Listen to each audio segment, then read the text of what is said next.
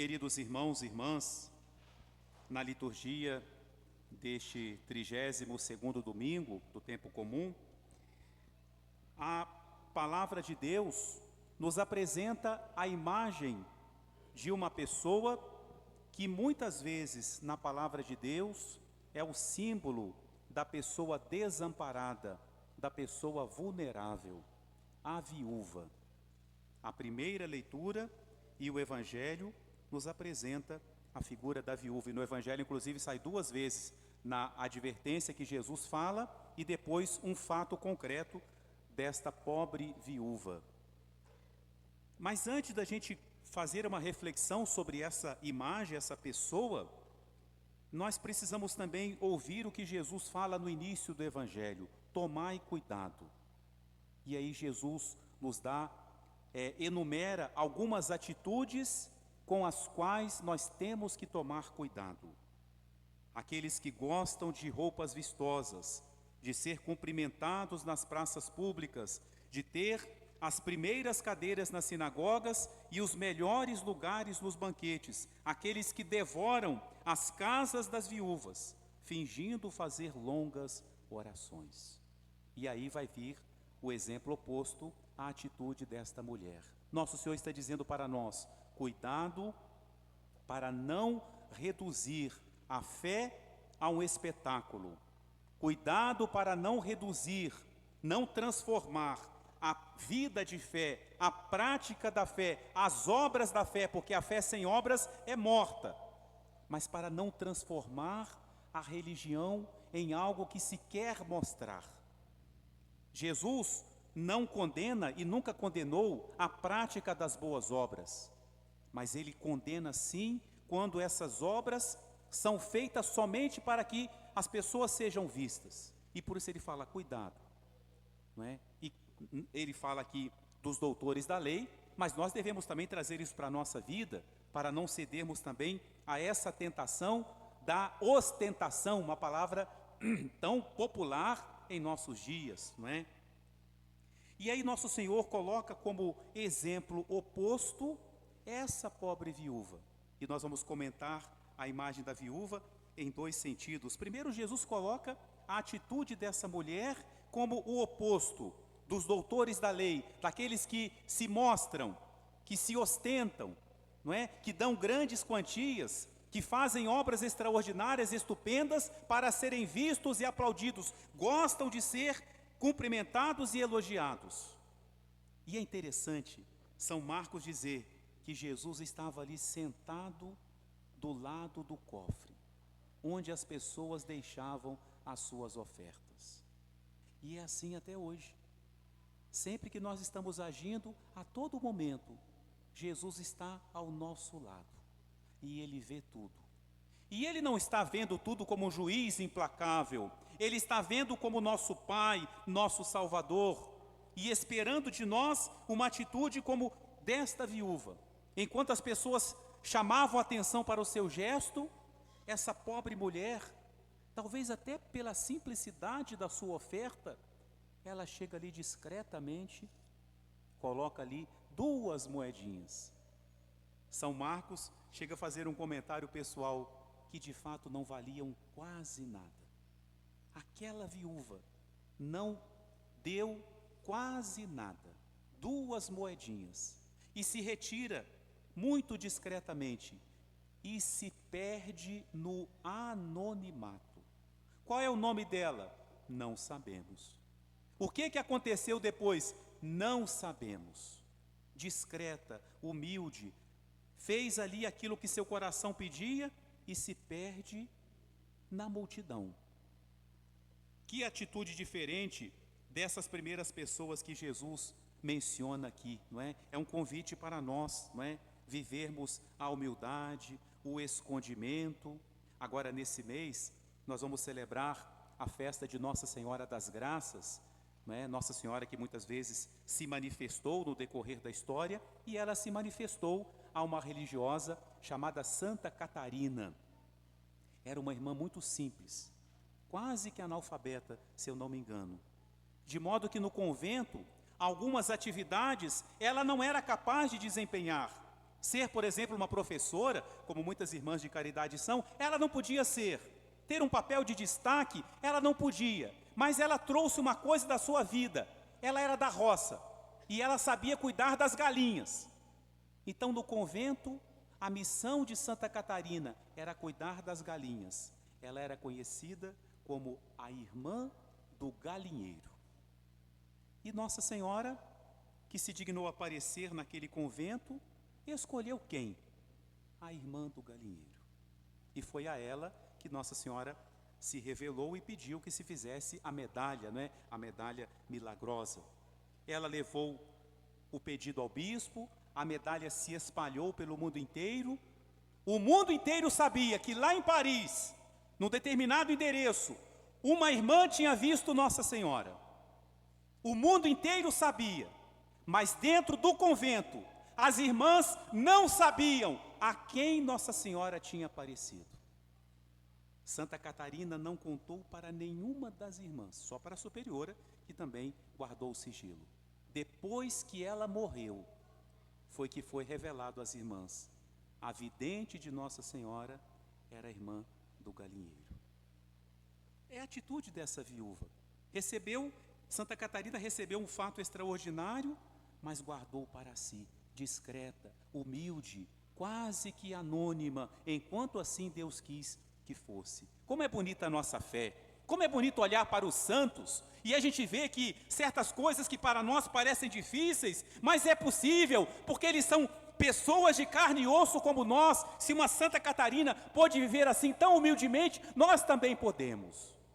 Na nossa vida, queridos irmãos, na comunidade, na nossa casa, quantos trabalhos, quantas funções são necessárias e muitas vezes são feitas de uma forma quase que anônima.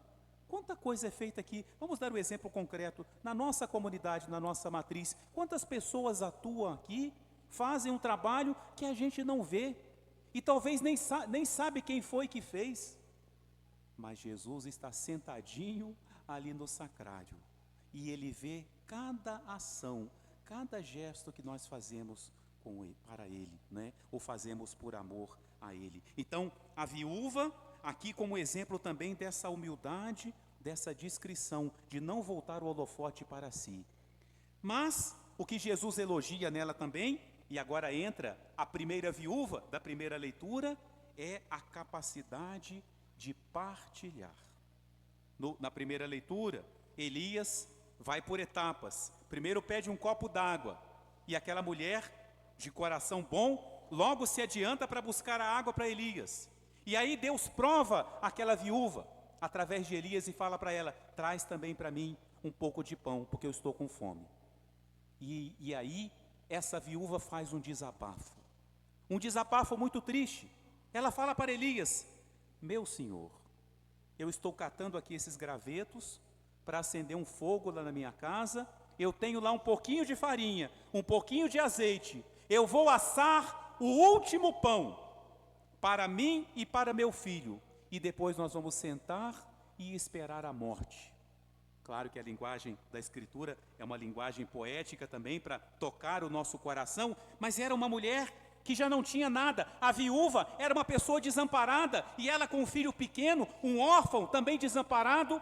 É o último pão para eu comer e esperar a morte. E agora Elias vem pedir dessa mulher esse último pão. Mas Elias fala para ela: confia no Senhor. Isso diz o Senhor. Aí não é mais Elias falando, é Deus. Prepara primeiro para mim esse pão. Depois faça para você, para o seu filho, e o pão não vai faltar na sua casa. E assim de fato aconteceu, né? Deus abençoando o gesto daquela mulher que soube partilhar. Quem é que é capaz de partilhar? Quem tem muito? Quem tem sobrando? Não. Quem tem um coração bom. Quem tem um coração cheio de Deus. E muitas vezes, não é regra geral, mas muitas vezes, uma pessoa que já passou pela necessidade e sabe o que é a fome, o que é a limitação, o que é não ter as coisas, essa pessoa muitas vezes é mais capaz de partilhar. Nesses muitos vídeos que circulam na internet, às vezes há pessoas que fazem não sei se um teste ou se é armado, né? Chega, por exemplo, uma pessoa de condições melhor, pede a ela alguma coisa do que ela está comendo, ela não é capaz de dar. Depois vem alguém e dá um pão, por exemplo, para uma pessoa em situação de rua, e depois vem outra e pede, você podia me dar um pedaço? E na maioria das vezes, essa pessoa é capaz de partir aquele pão e dar, porque ele sabe o que é a fome, ele sabe o que é a necessidade, não é? Então, o partilhar não é privilégio daqueles que têm muito, mas daqueles que têm um coração bom. É o que fez a primeira viúva e é o que fez a viúva do Evangelho, né? A capacidade de partilhar. E Jesus, elogiando essa mulher anônima, diz que ela deu mais do que todo mundo. E ela não deu quase nada, hein? E ela deu mais do que todo mundo. Por quê? Jesus explica, ela não deu do que sobrava. Não tem como não fazer essa pergunta para a gente, né? Quando o padre pergunta, não é que a resposta tem que ser a pior, não, né? É para a gente refletir. Se a resposta for uma resposta boa, agradeça a Deus. Mas temos que nos colocar essa pergunta. O que é que nós oferecemos a Deus? E não estou falando de dinheiro, que vocês sabem que eu adoro falar, não é? Vocês sabem que é o contrário. Não estou falando disso. O que é que eu dou a Deus? A sobra, ou como diz Jesus, aquilo que faz parte da minha vida? Posso colocar essa pergunta com relação ao meu tempo. Qual é o tempo que eu deixo para Deus? Quando que eu rezo? Depois que eu já não aguento mais olhar para o celular, que eu estou cochilando, aí eu vou começar, vou rezar o terço. E o meu terço fica reduzido a 3 Ave-Marias e depois sono profundo, não é? Já terminei tudo, estou cansado, não tem mais nada para fazer, agora eu vou fazer minha oração para terminar o dia. O que eu estou dando para Deus? A sobra? Ou até depois da sobra? E assim, todas as situações de nossa vida, para não estenderem exemplos, né? Dar a Deus, não a sobra. Não vou contar a história para não me estender, mas existe um fato bonito na vida da Madre Teresa, de um padrezinho novo, achando que fazia muito para Deus, porque cumpria com as suas obrigações. Madre Teresa olhou para ele e falou assim, o Senhor está se pautando por aquilo que é o necessário, não é? E para Deus nós temos que dar o tudo, e não só aquilo que parece que é o suficiente. O amor não dá somente o que é necessário, o amor se dá totalmente. É isso que Jesus ensina. Porém, acho que é muito importante destacar também uma diferença entre as duas viúvas. Uma diferença que facilmente poderia passar despercebida. Qual é a diferença? A primeira viúva tinha lá o seu último pãozinho, oferece a Elias e o pão não falta na sua casa. Deus lhe deu essa recompensa material de que o pão não faltasse em sua casa. E a viúva do Evangelho? Colocou as 2 moedas, o que aconteceu? No outro dia ela ganhou na Mega Sena? No outro dia ela comprou o carro do ano? No outro dia ela comprou uma casa de praia?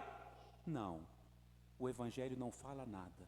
E é bem provável, queridos irmãos e irmãs, que a vida dessa pobre viúva não mudou nada após fazer a sua oferta. Por que eu trago isso?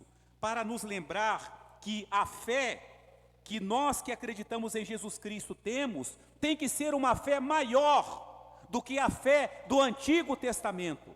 Lá no Antigo Testamento, antes de Jesus, muitas vezes Deus recompensava materialmente os gestos de fé. Mas a partir do momento que nós temos o maior exemplo de doação, que é o do próprio Jesus, nem sempre Deus vai nos recompensar materialmente. Cuidado com essa expressão, eu fiz tal coisa e aí Deus me abençoou, e aí vem um bem material. E Deus me abençoou, cuidado. Pode ser bênção de Deus? Pode, e muitas vezes é, mas a bênção de Deus é somente isso? Não! E por que Deus não nos dá sempre essa bênção material? Porque Ele não quer nos desvincular da vida eterna. Se Deus nos der aqui na terra tudo aquilo que parece que completa o nosso coração, vai chegar um ponto que nós vamos falar assim, eu não quero saber de céu não, aqui eu tenho tudo, aqui eu sou feliz. Então Ele deixa faltar, e não é porque Ele é ruim não, é porque Ele está reservando o melhor para depois. Ele não quer que nós nos esqueçamos que o bem maior, a bênção maior, é a vida eterna. Lá sim é que vai ser a felicidade completa. Isso é importante, Porque às vezes a gente pode fazer algo para Deus esperando uma resposta imediata. A gente pode fazer algo para Deus como se fosse um empréstimo. Ó, Senhor, eu dei aqui a minha esmola, cadê o que o Senhor me prometeu? Não é? Eu dou para que o Senhor também me dê. Não é assim que se vive a fé, não é? Cadê a bênção que o Senhor me prometeu? O Senhor falou que ia me honrar. Cadê essa honra? Se a gente reduzir tudo isso a coisas materiais, a gente corre o perigo até de perder a fé. Então, que diante desse exemplo, destas pobres viúvas, nós renovemos o nosso desejo de seguir a Jesus como Ele nos convida, de forma discreta, de forma humilde, que nós saibamos dar a Deus aquilo que faz parte da nossa vida, é algo da minha existência, é algo que faz parte da minha sobrevivência, que eu consagro a Deus, seja dos meus bens, seja da minha saúde, seja do meu tempo, do que for. Eu não dou para Ele só aquilo que sobra, que já não serve para mais nada. E que eu faça isso sabendo que a maior recompensa, a maior bênção que Deus vai me dar é Ele mesmo, é o amor dEle. A viúva talvez não tenha se encontrado depois com Jesus após aquele gesto, mas nós temos certeza que essa pobre viúva depois se encontrou com Jesus, sim, no reino dos céus. E lá Jesus podia falar para ela: venha, bendita de meu Pai, possuir o reino que para ti foi preparado desde toda a eternidade. Amém.